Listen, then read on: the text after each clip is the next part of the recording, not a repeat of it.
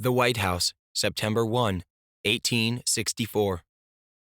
John Wilkes Booth dropped to his knees and looked up into Abraham Lincoln's weary eyes. "Please, sir, I beg you." He clasped the president's hands. "I'm desperate." The president leaned forward and expelled a sigh. The gaslight cast a glow over his gangly form, backlighting him like a ghost. "Several officials have asked me the same thing. I know it's a tragedy for all of us, son, on both sides." All dignity and poise forgotten, Wilkes entwined his fingers with the president's.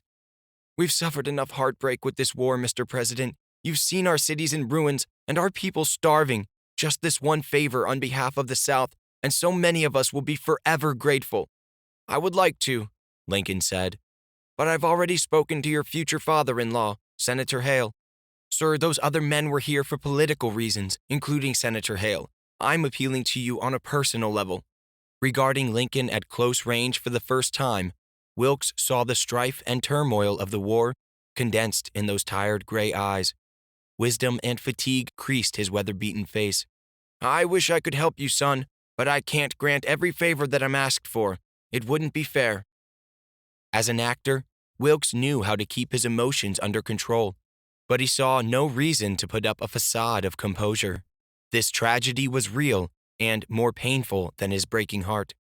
"But sir, what's fairer than sparing an innocent life? I understand how you feel, John, but please, Mr. President," he sobbed, his shoulders shaking. "Think of how you'd feel if this were your Robert sentenced to die." Something must have struck a chord in Lincoln, because the president's hands tightened around his. Tears filled Lincoln's eyes and spilled onto his sunken cheeks. "All right, I will pardon your friend." He closed his eyes, his bearded chin almost resting on his chest.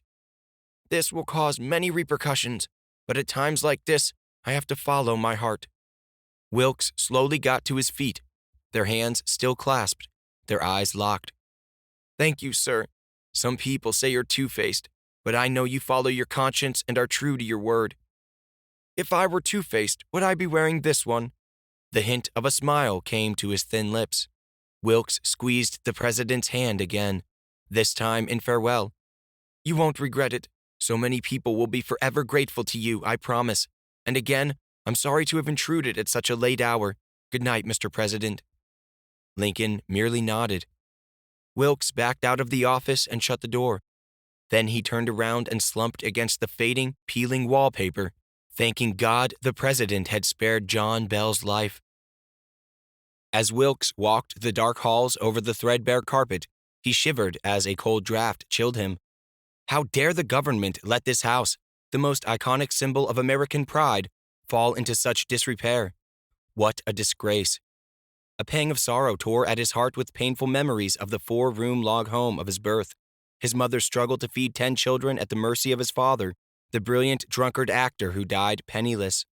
He made a mental note to donate a tidy sum so poor Mrs. Lincoln could purchase some pretty flub-dubs.